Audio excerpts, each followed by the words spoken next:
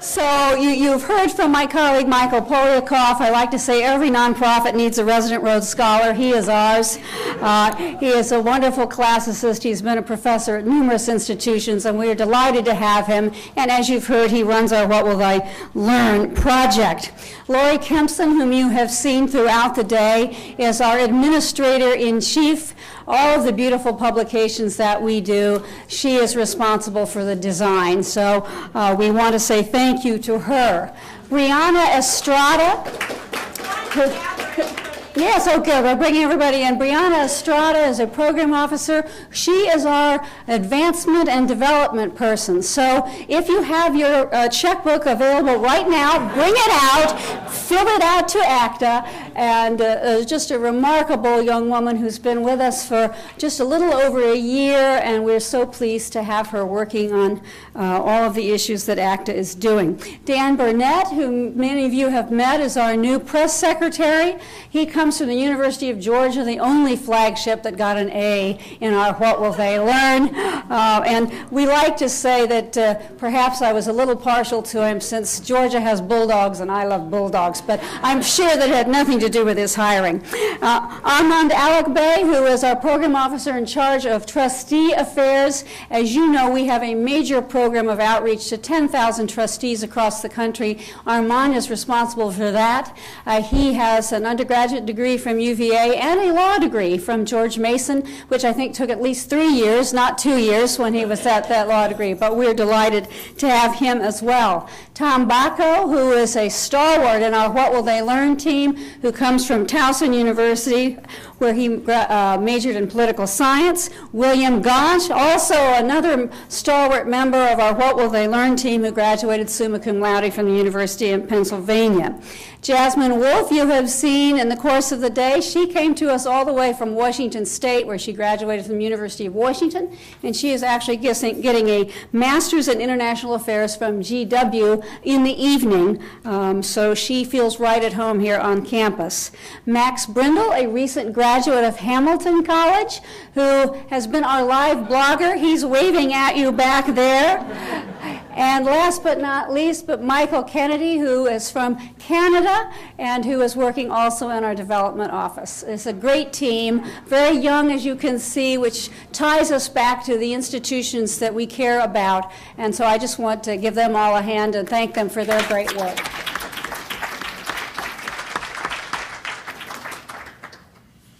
I'm also pleased to be leading the last panel today on rethinking old models. And I think, I don't know about you, but I am struck each and every day by the attention being paid to higher education. And we've heard a little bit already. I mean, in Texas and in Florida, we have recently seen major public debates about how to measure higher education productivity.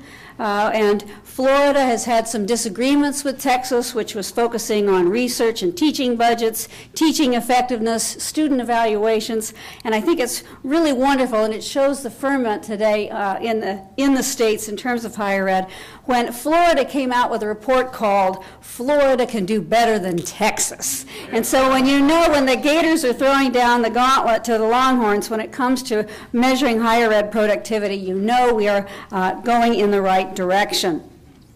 As you've heard earlier in the course of the day, there are numerous places that are looking at programs and trying to decide what are worthwhile, what are undersubscribed, what are no longer relevant, and ways to consolidate and reduce costs in pursuit of greater quality. And you will hear a good deal this afternoon about those efforts. Of course, one of the things that ACTA is working hard to do is to promote and praise innovative efforts around the country and to spread best practices. We work with trustees. We have a series of state report cards in which we evaluate what university systems are doing in terms of cost and effectiveness, governance, general education, and intellectual diversity. And we have now done a range of report cards on North Carolina, Georgia, Missouri, Illinois, Minnesota, Idaho, Maine, and our most recent one, not yet publicly distributed, but in your packets, South Carolina, designed to focus trustees on issues of quality and cost. I think we heard from Larry that for too long, trustees have been subject often, and those who want to reform have been subject only to the pressures inside the academy, often to the detriment of the taxpayer and often to the detriment of the student. And ACTA is working very hard to change that. We also help trustees through seminars, whether it's through working with the Aspen Institute or whether we work with governors in the states as they develop trustees academies. We've been very, very lucky to work for the last 2 years with the Indiana Commission on Higher Education, Governor Mitch Daniels with the trustees in that state. We just recently came back from a wonderful seminar for the new trustees of Governor McDonald's in Virginia. And in the spring of 2012, we will be undertaking a Northwest Trustees Seminar thanks to the support of the Gates and Apex Foundations. So we are finding this to be a very vigorous and growing part of ACTA's endeavors. Last but not least, we have an aggressive outreach to governors and their education advisors around the country. With very few exceptions, it's the governors who appoint the trustees and who have the opportunity to set out a reform agenda. You can find a copy of our governor's report outside, and you can also locate it on the website. Now, for our last panel, we have two wonderful folks who are going to shed some light on the innovations and efforts underway at the state level. And I'll have to tell you, one is a longtime personal friend, Teresa Lubbers. She and I go back many, many years. As a Hoosier, I grew up in Indiana, and I had the good fortune to know Teresa when I, many years ago, worked as an intern for Mayor Lugar. And you can look on the bios to see all the remarkable things that Teresa has done as a state legislator, as Commissioner for Higher Ed, and the work they are doing in Indiana, I think, is really on the cutting edge of motivating trustees to be something more than potted plants. I will say, when I was there 2 years ago, Mitch Daniels got up and he said, you know, the universities, they already have a booster club. You don't need to be the booster. So I think that is indeed the ACTA spirit, and so we're delighted to have Teresa here today talking to us about that. Also with us today is a man ACTA has admired for some time, Mike Nietzel. He is a former college president and a man who has consistently modeled adherence to academic integrity and accountability. He has been serving as education advisor to Governor Jay Nixon in Missouri, where they have been doing great things. And as I say, he too will share with us the state's focus on efficiency, effectiveness, and performance. So with that, I will have, who's starting on the agenda? Are you first? Okay, Mike, we'll let you start. Thanks so much. Thank you very much, Ann. Good afternoon, everybody. Let me give you just a little context in terms of how I became engaged as Governor Nixon's senior policy advisor. I was president of Missouri State University from 2005 to 2009. That's in Springfield, Missouri. It's a university of it's a comprehensive public university of about 23,000. It's the second largest university in Missouri. I decided for a variety of reasons to announce my retirement in 2009, and after I did that, the governor came to visit campus for another purpose, but came into my office and we sat down and had a conversation in which he said, look, I'm going to make education a major policy initiative for my administration here in this first term, and why don't you give some thought to coming on board as my advisor. We'll grow it from higher ed probably into K through 12, but there's some things we need to do. And so it was my good fortune to have that invitation and to accept it. And what I'd like to talk to you a little bit about is how the public policy agenda for higher ed has been developed in Missouri, what it involves, and how we've approached it. First thing you should know is it is a state which is extremely decentralized in terms of its higher education governance. I think Indiana shares that characteristic with Missouri. There are 13 four-year public universities. There are 13 two-year community colleges which have 21 campuses. Together, those universities and community colleges serve about 240,000 students. Each one has its own board of trustees or governors or regents. There is a coordinating board for higher education, which is appointed by the governor. It has very little power. by design. Missouri has been a state in which regional politics and the growth of the universities in the regions were major strategies, and it has been very difficult to have that coordinating board have much authority. It does resolve disputes on occasion between institutions, but that's been about it. The governor began his engagement with the university presidents in 2009. I was still serving as president. And that was the year in which we knew we were facing some major budget challenges in the state. And he asked two of us to the office and said, you know, I'm really concerned about the expense of higher education. I'm really concerned about what it costs, about the fact that your tuition has increased over the past 6 or 7 years, in some cases by double-digit % increases over prior years. And that's just not going to be sustainable. I'm very concerned we're pricing too many students out of their opportunity for a higher education. So I'd like to visit with you about how we can handle that in Missouri. And out of that meeting came an agreement that even though it was going to be a very difficult budget year in Missouri, the governor would not cut appropriations, would recommend to the legislature no cut in the appropriations for the universities. In exchange, we would not raise our tuition. We would keep it flat. The two of us who made that preliminary deal with the governor went back to our colleagues and said, we think this is a pretty good deal. We'd like you to take it. A couple of them said, we just don't believe it. He's going to have us hold tuition flat, and then he's going to cut us. So we don't think it's a good deal. But ultimately, we prevailed and said, no, we think we can trust the governor. Let's go ahead and take this. To shorten this story, that happened a second year. In 2010, again, a meeting with the governor, he said, you know, this time the deal can't be quite so good. I am going to have to cut you, but I don't want you to raise tuition again.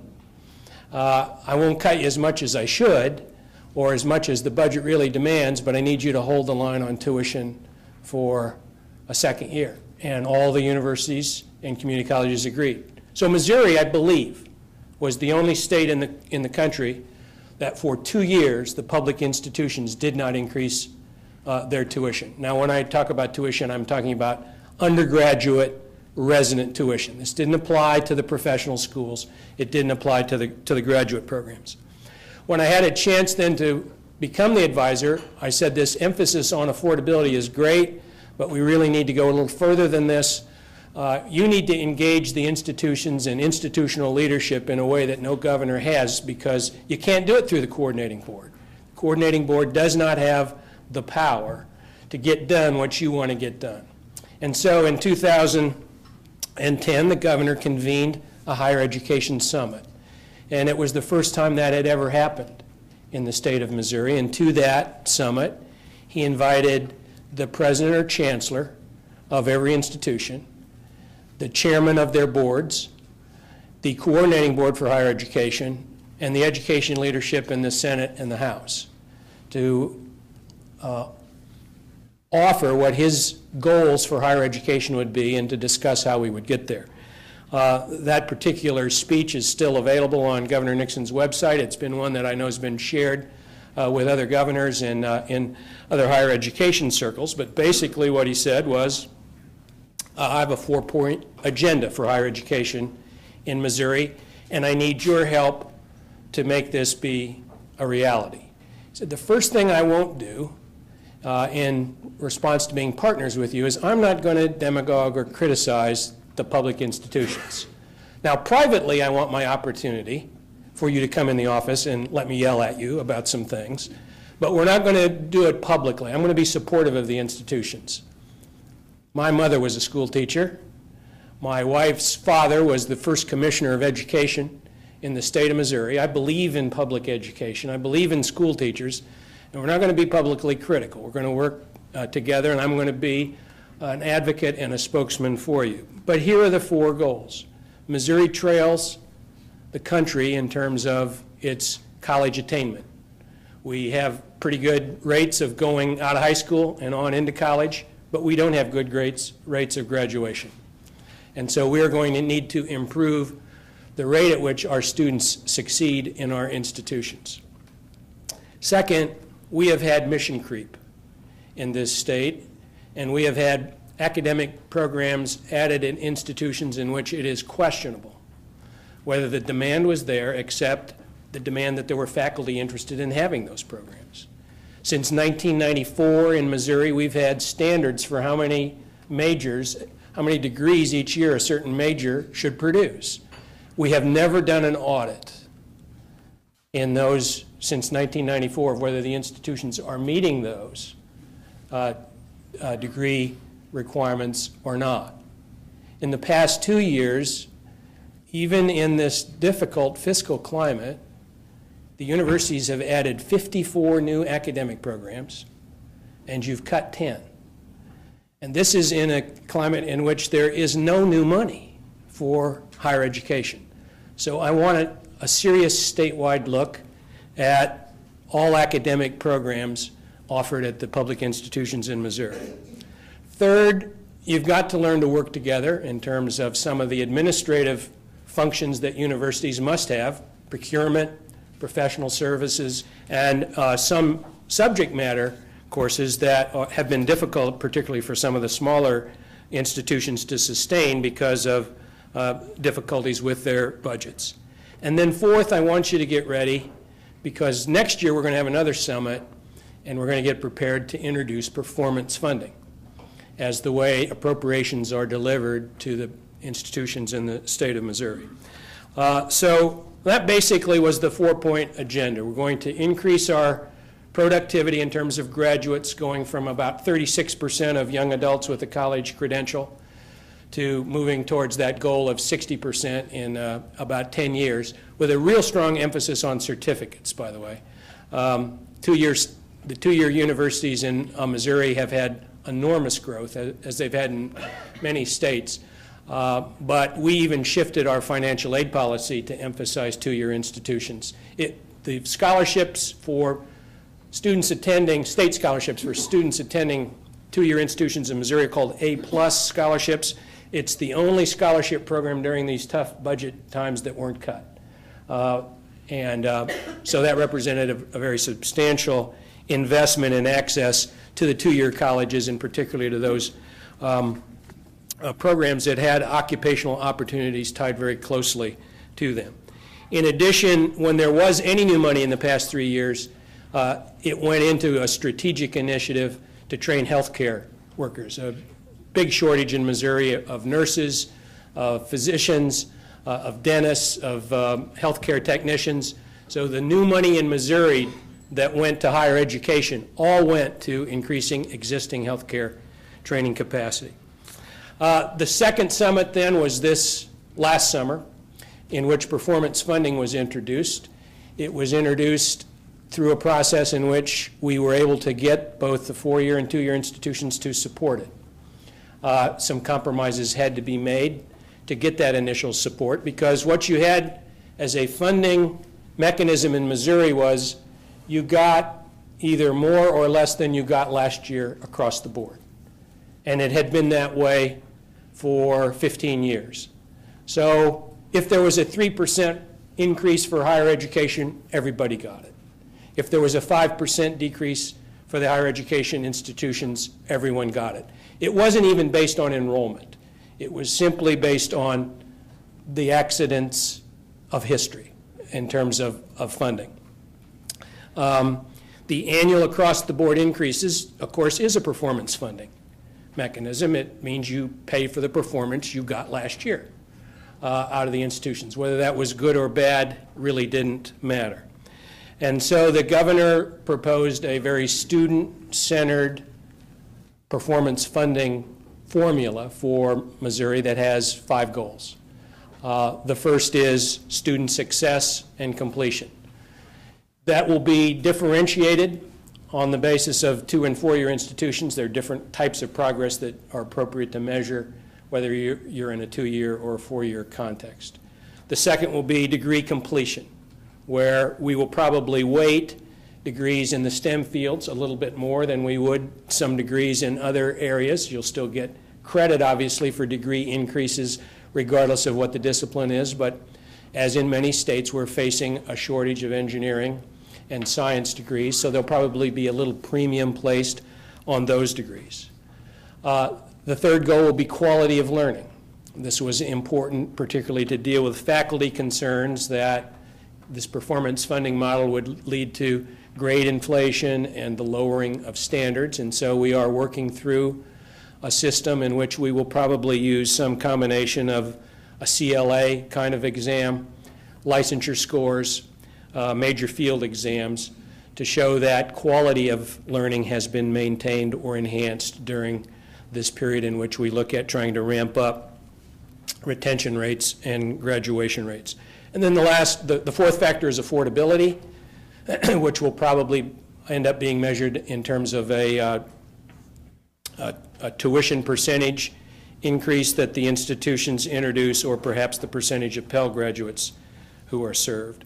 Institutions then can have one goal unique to themselves, and that would be specific to their mission. The research university at Rolla and at Columbia will probably have a research goal that will be funded. The regional universities have some specific focus on majors that probably will be picked as far as the goal that is institution specific for them. Following next year, which will be the baseline year, all new appropriations to public universities in Missouri will come on the basis of performance funding. So as an example, if you had 5 goals and there was a 3% pool, and you made 3 out of your 5, 60%, you'd get 60% of a 3% increase. It goes to your base. So it then can be used, hopefully, in the interest of continuing to push performance forward, but from now on, all new increments to base funding in Missouri will come on the basis of achieving the goals. 3% pool, and you hit all 5 goals, then you get a 3% increase.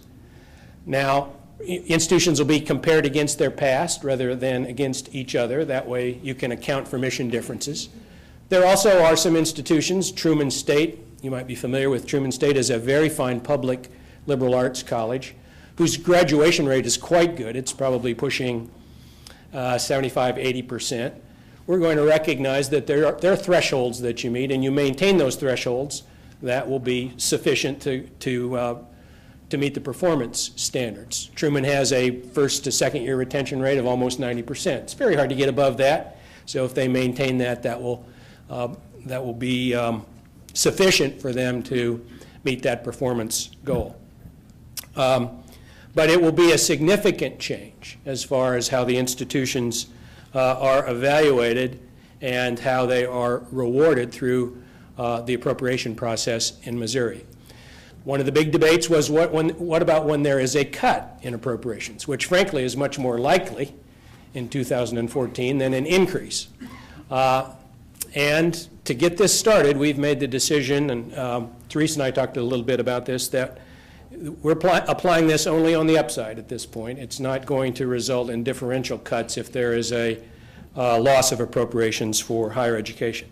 Let me give you real quickly some results of these efforts. I'd start first with the program review. In many ways, I think we're the proudest of this. The universities being faced with this challenge to go through their majors and weed out the low productive majors voluntarily discontinued 118 programs.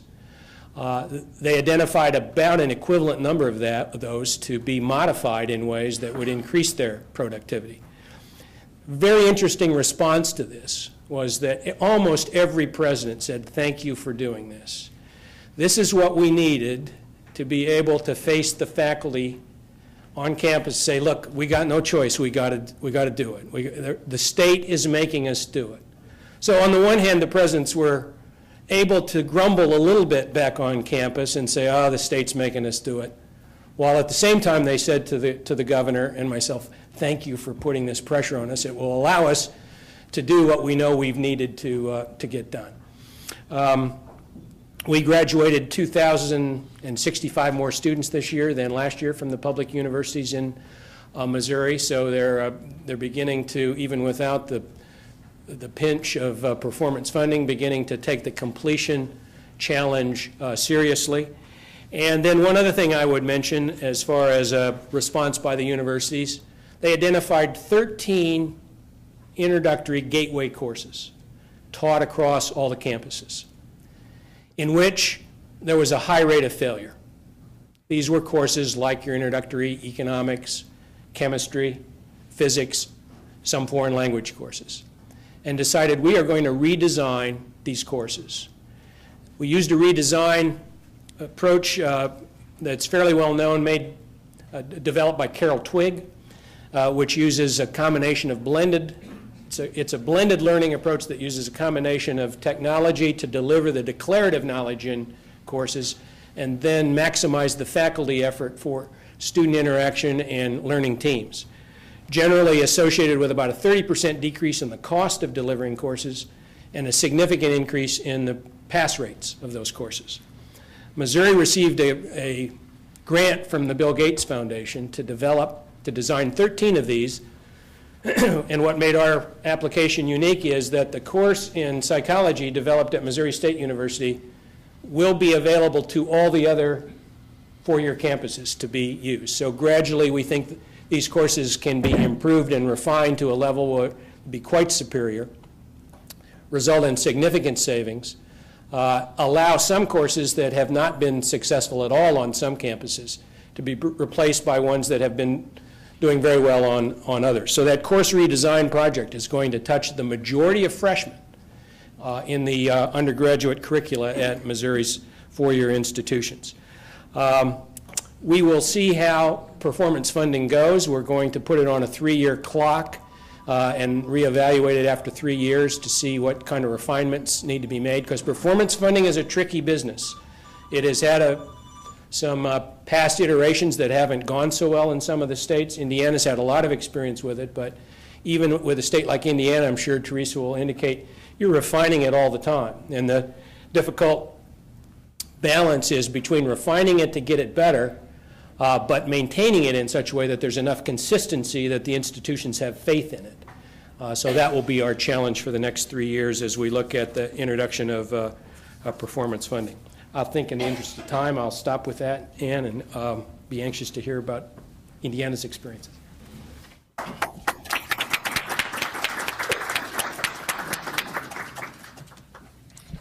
Thank you. Good afternoon, and thank you, Ann, for, I call her Dee Dee, but I'll call her Ann since they're her official name here today.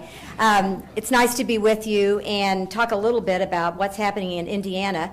Not surprisingly, much of what Michael has talked about is similar to what's happening in Indiana. And I'm going to try not to be too parochial, but try to share a few thoughts that I think have more widespread applicability to the discussions that we've been having today. And I want to say what a privilege it's been for me to be here and to hear the presenters before.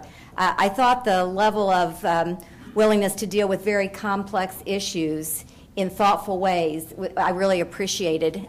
Even listening to Larry Summers in the most recent panel discussion, you know, there is such a tendency to take very complex issues and try to find sound bites and rhetoric that reduces it to a very simple format. And while we want clarity on these issues, and we're all seeking to find clarity on these issues, the reality is they are very tough issues to work through. And so I appreciate a group like ACTA, who's really, those of you who are here today, who remain really interested in having these discussions with us.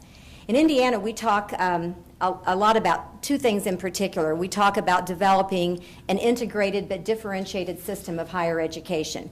We never in the past really talked about a system of higher education. We talked about institutions, and we have been very institution-oriented. You've heard the terminology several times today here about being more student-centric, and we are certainly working to do that in Indiana. We also, and I do this a lot, I talk about shared responsibility.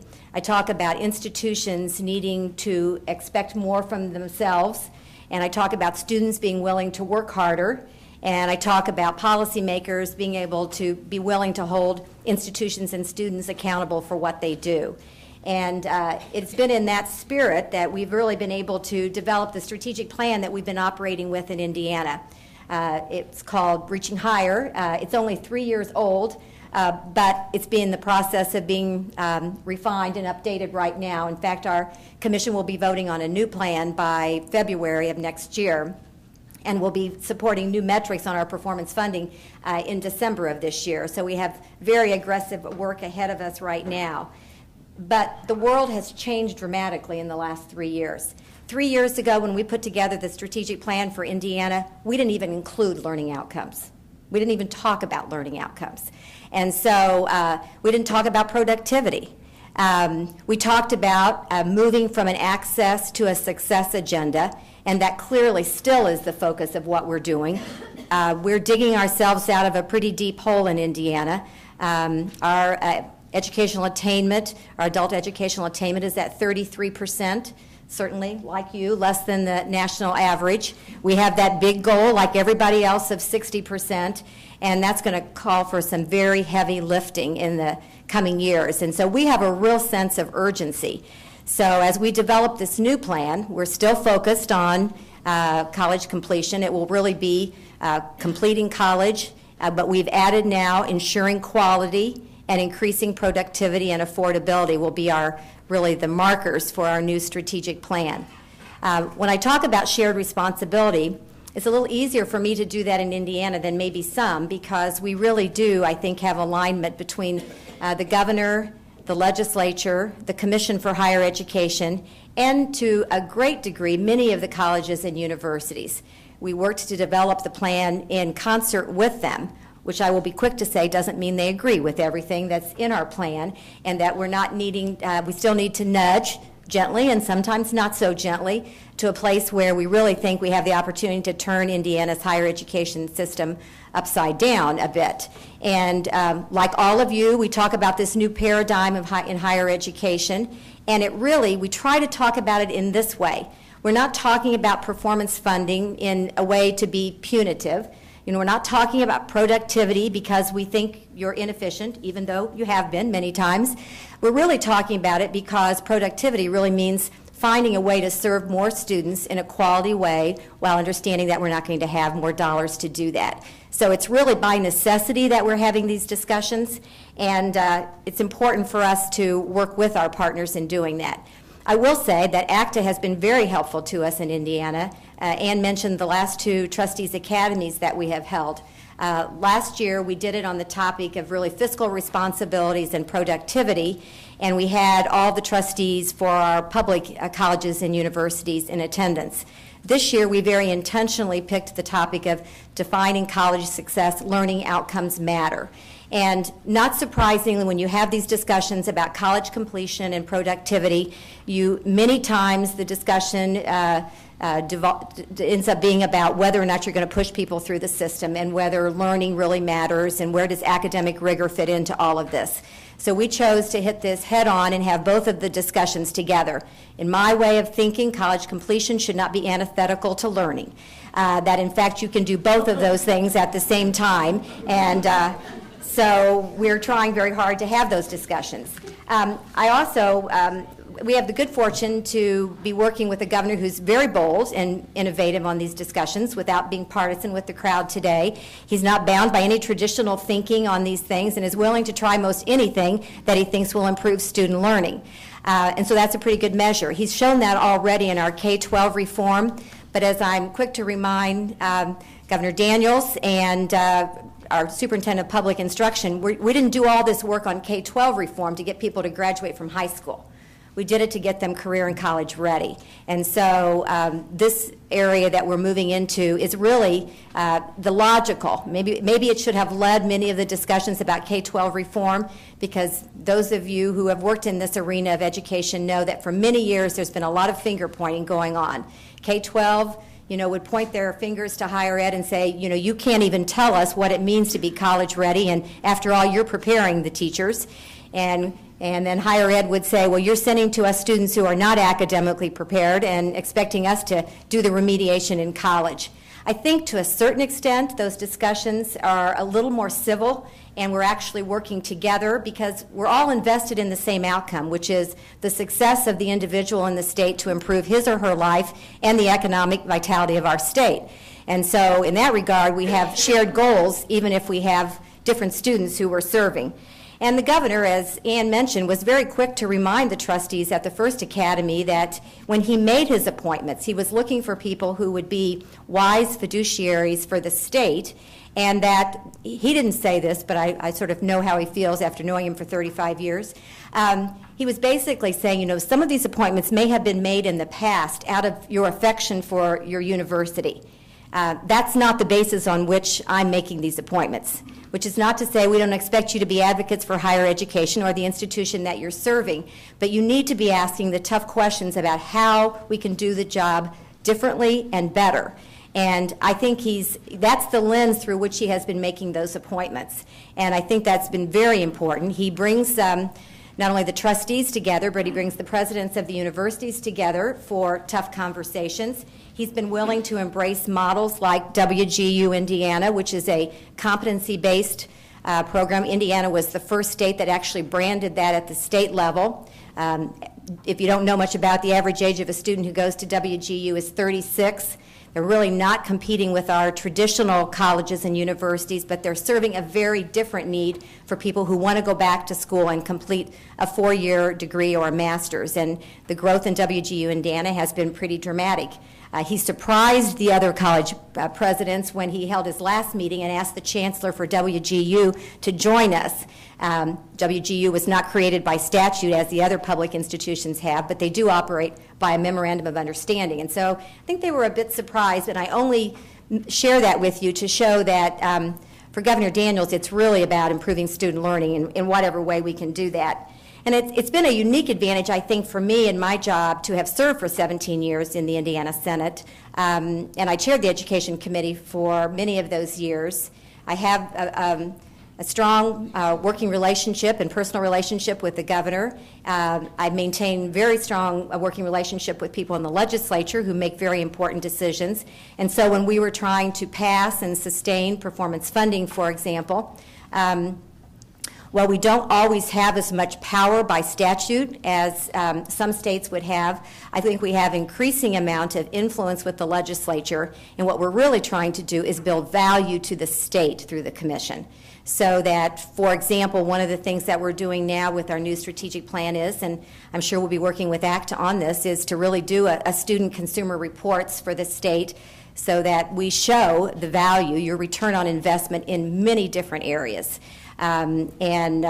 We have tried pretty hard through a division called Learn More to make sure that students understand what they need to do to be academically and financially prepared to go to college. We're now trying to make sure that they understand the linkage between what they do in college and what they do in life, and how debt will impact them. So in all those ways, we're sort of trying to build value to the state.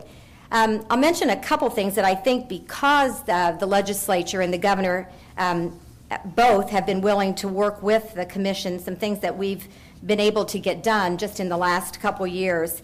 Michael already mentioned the performance funding. We have been a leader in performance funding, and I suppose we have gained some notoriety in that we have been willing to use performance funding even when we had to make cuts and into the base, as opposed to money on top. So it's a little harder to do that. I think you need to do it however you can do it to get started, but in this last session we cut 5% out of the base, and then universities were able to earn that back based on a series of metrics. We're increasing that with each year going forward. We have about 12% of our base now impacted by performance funding. We have done this very closely in connection with our universities so that every institution has the opportunity to compete fairly to earn money back. We think if you want to pay for what you value, you need to make that really clear about how you do that. Based on the Commission's recommendation, the legislature did, when there was no funding for anything else really, did put an additional $20 million in for financial aid. And so we've been very careful to make sure that our need-based program of financial aid in Indiana has been supported. The legislature followed our recommendations to fund no new capital projects for the next 2 years. And that was pretty revolutionary. If you know anything about the legislature, they love their buildings. And they love to be able to have a building in their areas. So to get them to withhold any new buildings for a couple years was pretty much a change in course for us. We have completely eliminated, with a couple exceptions, associate degree production at any of our four-year institutions in Indiana, and remediation can only be done at our community college. And so this is driving us to a cost structure that is much more effective.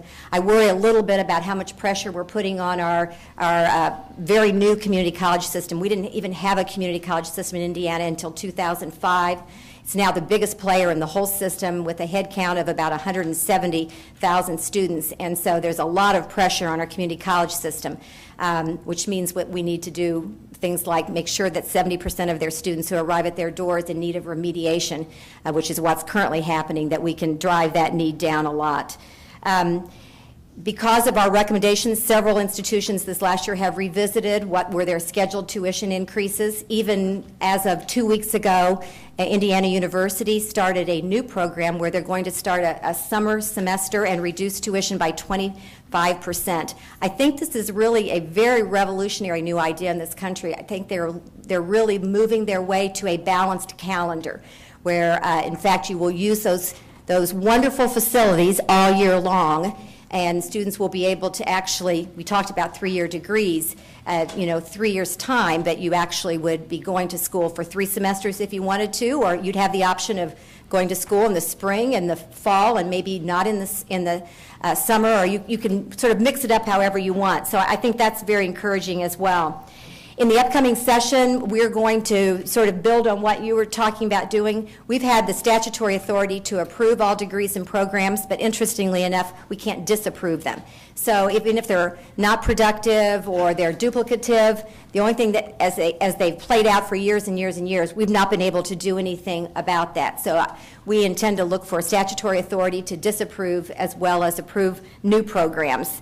We're looking at enacting some sort of a general education core curriculum, at least right now, to start off through our regional campuses and our community college, with seamless transfer between the two. We're going to try to address the issue of credit creep by doing some audits, and actually, if people have any reason to exceed 120 or 60 credit hours in the case of the community college, there'd have to be a rationale for doing that. And as I mentioned, we're going to do this new consumer reports for students. We're looking at requiring all of our colleges and universities to participate in either VSA or VFA, which is the voluntary framework of accountability for the community college.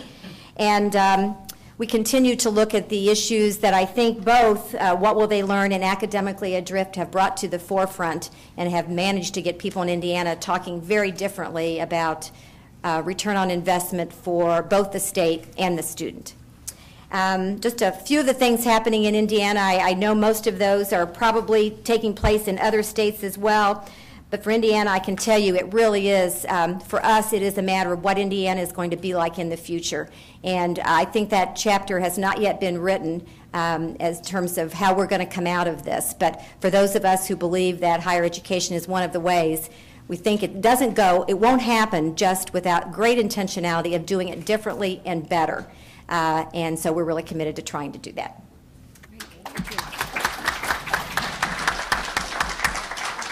We'll open this up to questions. I do want to say, as you look in your packets, the ACTA report cards are designed to create greater intentionality. And so one of the criteria that we are looking at these days is opening and closing of programs. Our trustees actually closing as many as they open. Performance funding. Our state's requiring performance funding. We grade them on that. Tuition increases, we look at that so that we're providing, we hope, helpful external support. Just as you said, Mike, in terms of the presidents, we're actually looking for an excuse. It's ACTA's goal to provide that excuse. Let me ask you just a general question, then we'll open it up. Rahm Emanuel says, never let a crisis go to waste. And I think as we look at the economic downturn, it really has provided a silver lining for those who are interested in looking more closely at quality and cost, because finally there is, again, an external excuse for these institutions to do what they need to do. Have you found that as really a major helpful force? Again, I'd go back to the campus leadership. It's an environment in Missouri, at least, in which the presidents recognize there aren't going to be new appropriations. They also recognize that just this past couple weeks, I think student debt topped the 1 trillion level. There's more student debt now in the United States than there is credit card debt. That they can't continue to replace lost appropriations with increases in tuition. So the administration of the campuses, I think, recognize this is an opportunity to force some fundamental change into the business model.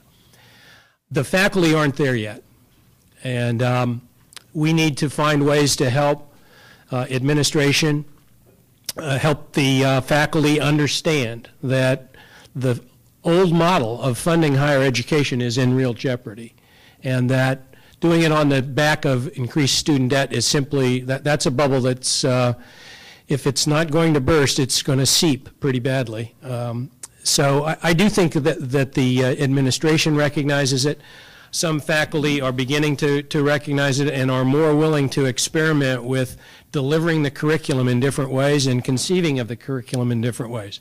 It's allowed us to start to talk about changing financial aid criteria in ways that we hadn't before, which is the old notion of just need-based financial aid. We're beginning to look at some success criteria along with need, so that students who are financially deserving of the state support would have to have met some preparatory criteria as far as their high school curriculum is concerned to be eligible for that. We're also looking at tuition policies where a student who takes over that 141st credit hour for a major that requires only 120 will be charged out-of-state tuition for it, so that the state subsidy really doesn't go towards those what could be perceived as excess credits. So there's a willingness in the higher ed community to look at some changes that they have been resisted before. Has it gone to a fundamental level of completely changing the way the model's conceived of? Not yet, but it's getting there. Well, I would say, as an enterprise, I don't think that higher education was intentionally inefficient or unproductive. I just don't think it was ever a part of their nomenclature.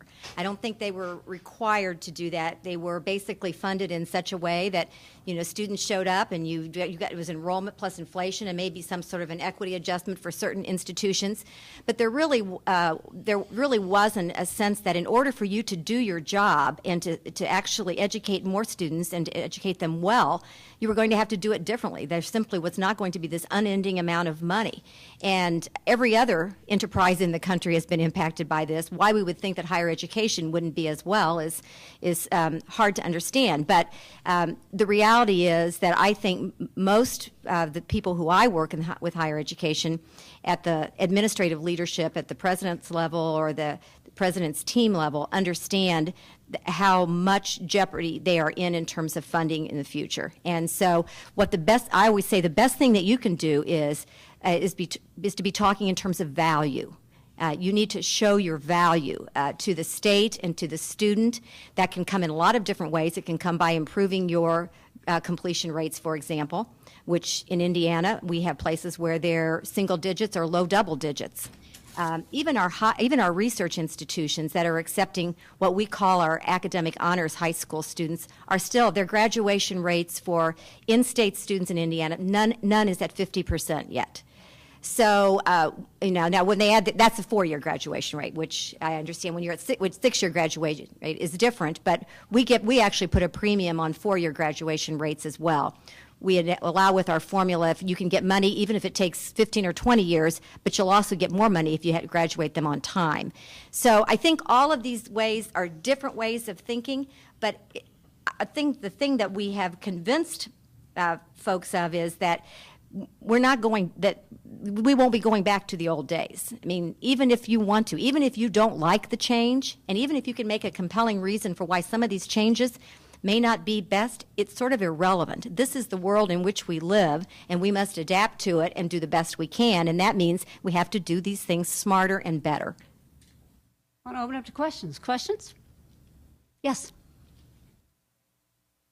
Yeah, this is from Teresa Lubbers. You had some interesting statistics on the community colleges in Indiana, and I wanted to just repeat what you said because I was amazed how quickly you built it, and I just wanted 70% of our students who start at the community college are in need of remediation.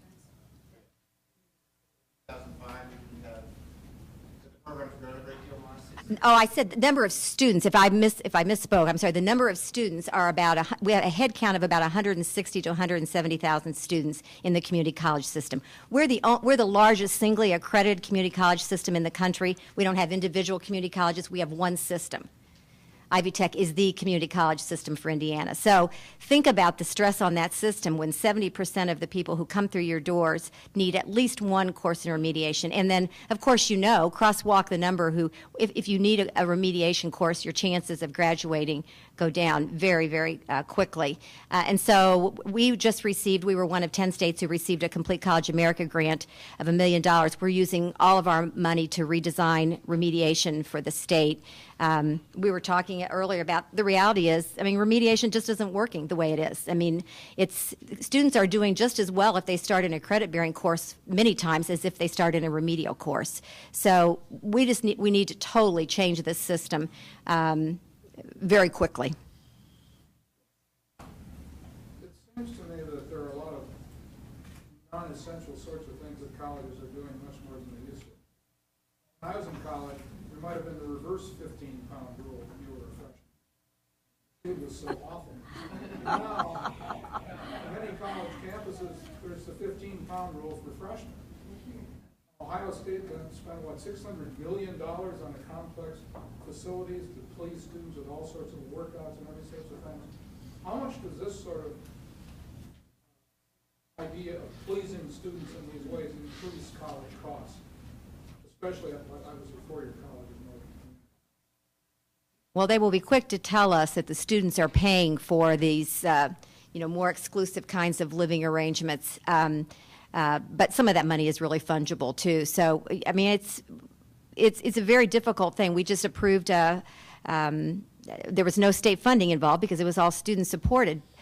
New housing situation for Purdue, which they always talk flat screen TVs, your own bathrooms, and they say they have a waiting list for it already. I think the thing that we can do is to keep talking about these debt issues. Indiana is tied for third in the nation in terms of the highest default rates on student loans. It just came out the same time they announced the $1 trillion. So, people are not making necessarily wise decisions about how much money they're borrowing. We say degrees matter. Some degrees matter more than others. Be smart about how you're doing this. We have a college cost calculator that we use that shows net costs where you can, where you can do this. I think it's very important for people to start at the college that is most academically suited to them, and you should stretch yourself as far as you can. For some students who are not academically prepared, it doesn't make any sense for them to be starting at a highly selective college where they're not going to get past their first semester. They'd be much better starting in a community college, paying less and getting that under their belt, and then, soar if you can. But be smart about how you're borrowing money. A couple of comments on it. The so-called auxiliary enterprises of luxury residence halls and dining facilities and recreation centers. A couple of things that I think are of concern about that. One is that when the average citizen in Missouri drives by a college campus in one of their communities, it's very hard to persuade them that those campuses are underfunded when they see a $23 million swimming pool being built, and so it is the case that generally those are the result of often the result of student initiatives in which they vote to have their parents pay more for their room and board so that they can have those facilities. But it undercuts the ability of institutional leaders to talk about legitimate needs that the campuses have in terms of appropriations. I also do think it creates to a climate on campus that is not particularly conducive to serious scholarship. It becomes too much of an entertainment opportunity. So more than just the cost of education, because generally the students don't have to live on campus. They don't have to go to those dining halls. There are other cheaper options than those. They choose to indulge those. It's more what it does to the overall perception of the institution and legitimate financial needs that it has, and to the overall climate of a college campus. I mean, should the way you live on college be the best way you live for the next 20 years? I mean, we never thought that's the way it was going to be, you know? Yes. Commissioner, I'm very much impressed with what's happening in Indiana. I was a member of the Education Commission of the States.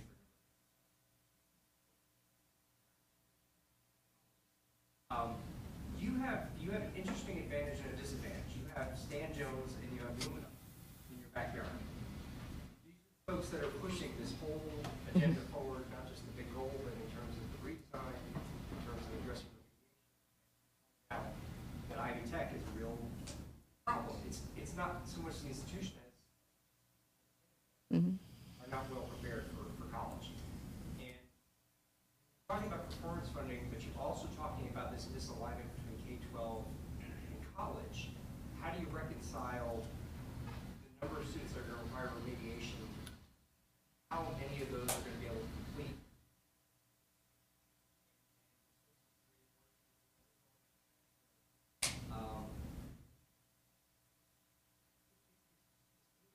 Our hands around this idea of how do you measure success at a community college when you have so many students coming in with highly completion, et cetera, et cetera. Well, a couple comments. One, I'm happy to have Complete College America and Lumina funding us for what at any time they can. I do think it points out a very interesting new phenomenon with higher education. As budgets are slashed in the state, more and more of my funding comes from outside sources, which it creates a wonderful opportunity. It also creates more work because each of them has their own agenda, and in order for us to be able to apply for that money, you have to then do what comes with that money. So we operate very differently than we used to when we were funded just with state funds.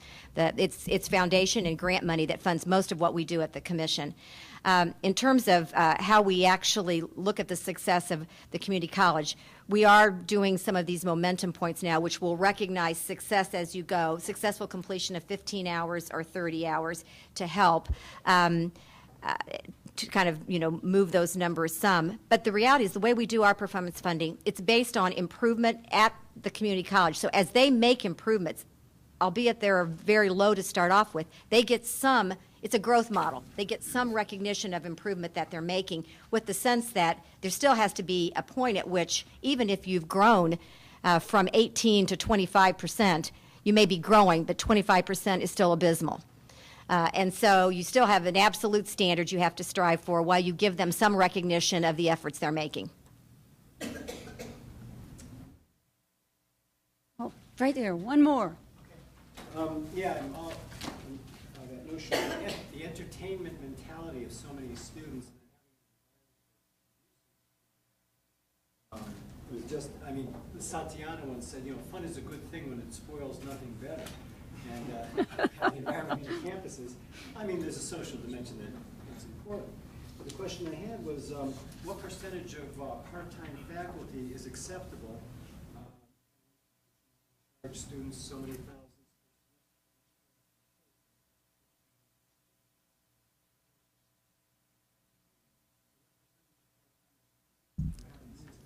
The question is, what percentage of part-timers do you have? At our community college, we have a lot of adjunct professors. They were on a course to try to improve the ratio between adjunct and full-time, primarily because not that they thought their adjuncts weren't improving student learning at fairly high levels. It was more that they needed a greater sense of consistency with staff being there.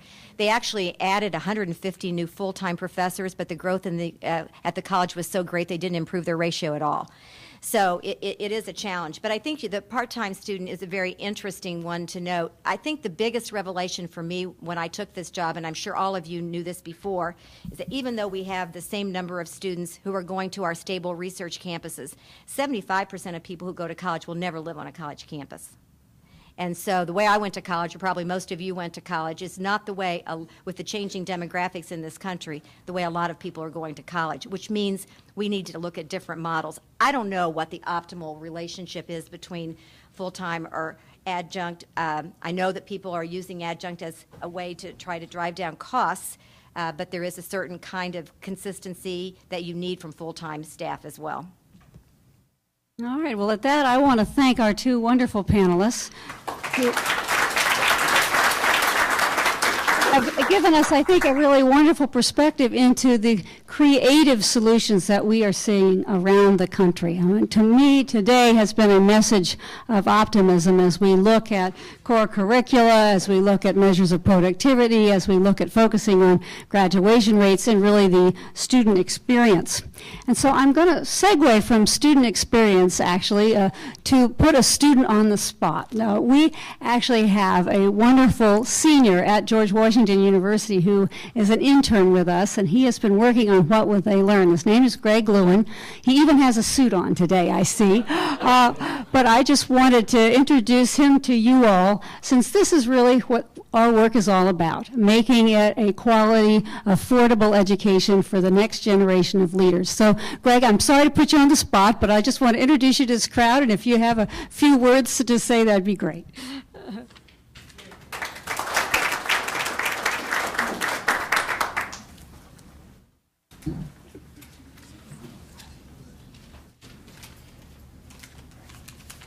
Well, thank you. Two reasons I would like to extend my profound thanks to all of you. First, as a student here at the Elliott School of GW, it's an honor for us to have you on our campus, truly. Now, I've been a part of ACTA's What Will They Learn program over the summer, but it is not in my capacity as an ACTA fellow who's looked at hundreds of schools' curricula that I'm thanking you. It is as a senior with 3 years now of accumulated hindsight and missed opportunities that I would truly vouch for ACTA as what colleges need to connect with students and to provide them with a meaningful education.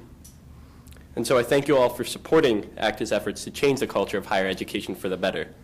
By being here today, you are doing more than contributing to a dialogue on higher education. You are helping us to prepare for the future of our nation. So thank you all again so very, very much for coming to the ATHENA Roundtable.